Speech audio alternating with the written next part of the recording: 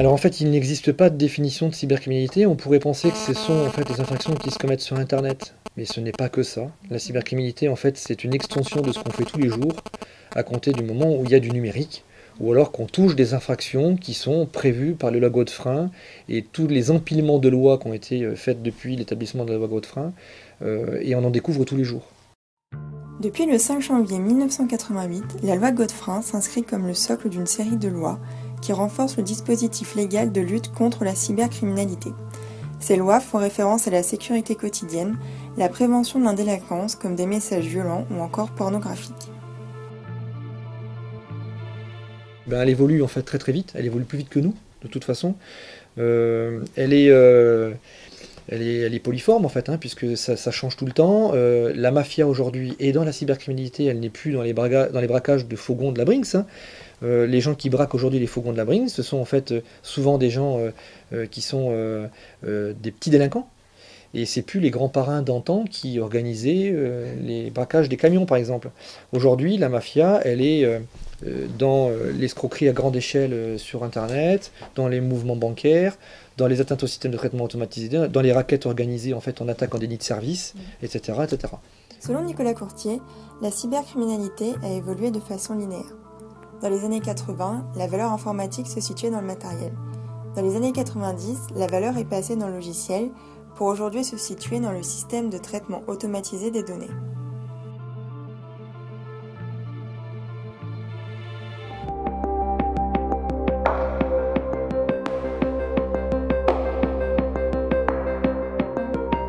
Tout ce qui relève des enquêtes est fait par l'État, hein, contrairement au système américain où les parties mènent leurs propres enquêtes.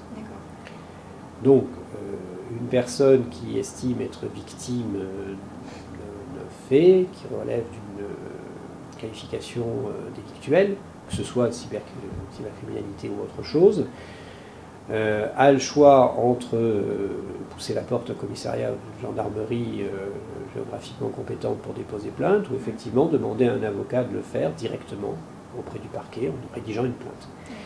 Dans ces domaines qui sont souvent un peu techniques, certains effectivement font appel à nous. Par contre, si un employeur découvre des images qui n'ont pas lieu d'être sur l'ordinateur de son salarié, il va tout simplement aller déposer plainte. À partir de là, c'est, comme je vous le disais tout à l'heure, le parquet qui a l'initiative des poursuites en France et qui décide si une enquête va être ouverte ou pas. Il faut savoir qu'en cybercriminalité, il y a très très peu de plaintes qui viennent directement des parties ou qui viennent du parquet. La plupart des belles enquêtes qu'on a faites, donc, où est-ce que vraiment on arrête du bon pirate, on arrête des gens très intéressants en termes de délinquance intellectuelle, ce sont uniquement en fait parce que les enquêteurs ont tissé des liens avec les entreprises, il y a eu une confiance qui s'est établie entre les enquêteurs et l'entreprise, les dirigeants de l'entreprise, et les magistrats, et là on traite l'enquête. Mais les enquêtes, les bonnes enquêtes arrivent rarement en fait en termes de soit transmis judiciaire. Voilà. Ensuite, une fois que l'enquête elle est lancée, on travaille. Alors on travaille toujours avec une partie, même dans les gros dossiers techniques, dans les gros dossiers de criminalité informatique complexes, où on sort même du territoire.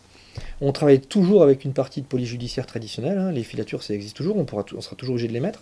Par contre, où on évolue énormément aujourd'hui, c'est dans les nouveaux droits que le législateur nous a donné, c'est-à-dire en fait la cyberinfiltration, la téléperquisition, ce sont en fait beaucoup d'armes qui nous ont été attribuées il y a quelques années, qu'on met en œuvre tout doucement. Par exemple, la cyberinfiltration a été votée il y a déjà un an, on la met en œuvre qu'aujourd'hui. Donc aujourd'hui, on audite les dossiers.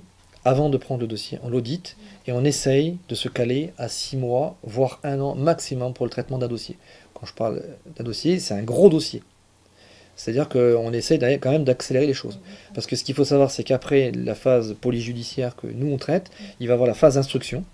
Et la phase d'instruction, qui va également être d'un temps qui ne sera peut-être pas forcément compressible. Et si c'est pour débuter un dossier en 2011 et qui passe en jugement en 2014, ça ne sert à rien. On travaille en revanche avec, et ça c'est ce qu'on a mis en place ici, c'est de travailler de consort d'abord avec des entreprises, même qui sont des entreprises privées, hein, qui peuvent nous apporter une aide dans le fait de dessouder un composant, de l'analyser, de voir ce qu'il y a dedans, etc. Et on travaille, on est très très ouvert avec les services étatiques des pays étrangers. C'est-à-dire qu'aujourd'hui, il faut aller vite, parce que le cyberdélinquant va très très vite, et on est obligé d'avoir recours par exemple à des collègues qui sont dans les services secrets américains. Il faut savoir que les services secrets américains sont en France, hein. Ils ne sont pas qu'aux États-Unis.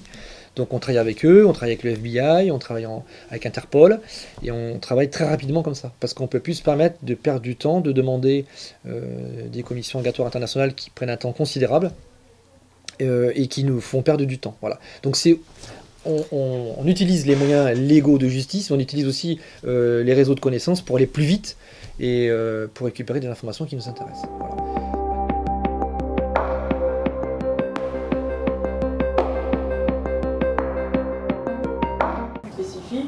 Mais dans notre droit, on a quand même aussi des règles un peu générales qu'on peut appliquer à Internet ou à d'autres domaines. Par exemple, je pense à un article très connu dans le Code civil qui date de Napoléon et qui dit « Tout fait quelconque de l'homme qui cause à autrui un dommage oblige celui par la faute duquel c'est arrivé à réparer. » Donc ça veut dire on fait une faute, il y a un préjudice, on doit réparer.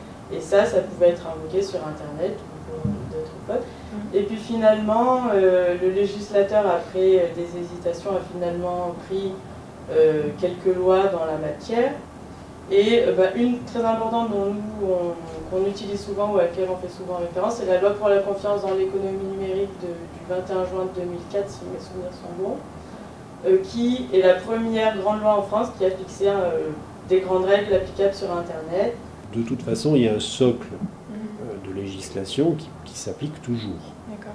Et tous ceux qui, avec l'arrivée d'Internet, ont essayé de dire on ne connaît pas, donc il y a un vide juridique, se sont cassés les dents, parce que les juges se fichent de savoir si vous avez fait du tort à quelqu'un en prenant un marteau ou un ordinateur. Les infractions de droit commun qui étaient en fait basculées un peu au niveau du cybercriminel, parce qu'en fait on trouvait une appointance du côté informatique, n'étaient pas tellement sanctionnées. Sur les 3 dernières années, pour des faits d'introduction dans les bases dans les systèmes de traitement automatisé de données, pour des escroqueries en bande organisée, pour de la divulgation de renseignements, divulgation de données, etc., les gens, on les a mis en prison. Donc c'est une évolution énorme, parce que moi j'ai commencé à traiter de la cybercriminalité en 2000. En 2000, j'avais mis des gens en prison. Alors, c'est pas parce qu'on les met en prison qu'ils sont... c'est des méchants, ou alors c'est les plus forts. Mais ce que je veux dire, c'est qu'en fait, il y a une graduation aujourd'hui de la peine. Dans le temps, on n'allait pas en prison pour de l'informatique. Aujourd'hui, on y va.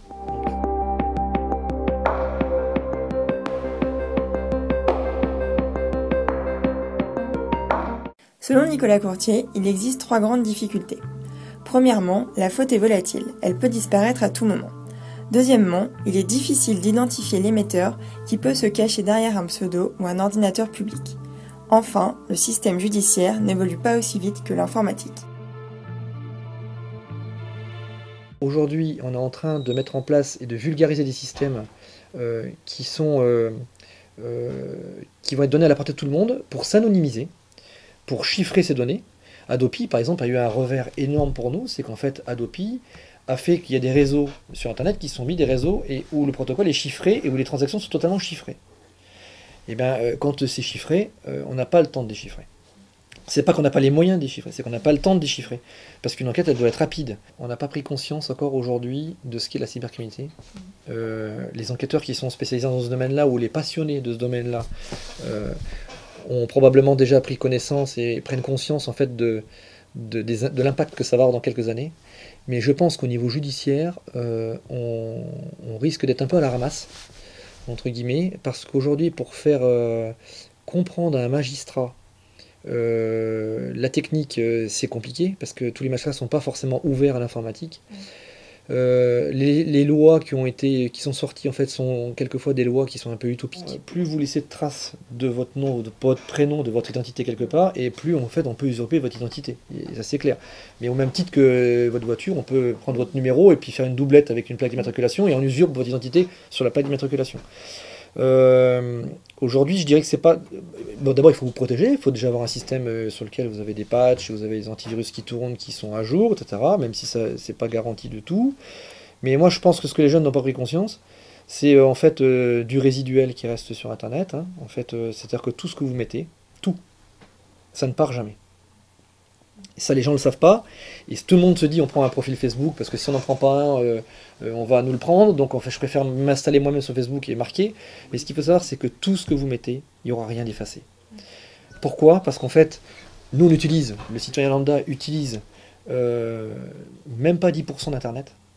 Il y a 90% qui est derrière, qui s'inscrit à vie, où là, les entreprises ont les moyens de payer pour avoir des bases de données spécifiques qui vont chercher dans ces données qui n'apparaissent plus. Et la preuve, c'est que aujourd'hui se crée un nouveau business, les sociétés de e-réputation, en fait, hein, qui essayent d'enlever vos traces, mais en fait, elles n'enlèvent pas vos traces. Elles font des traces blanches par rapport aux traces noires qui étaient restées. So we back. Alpha evil.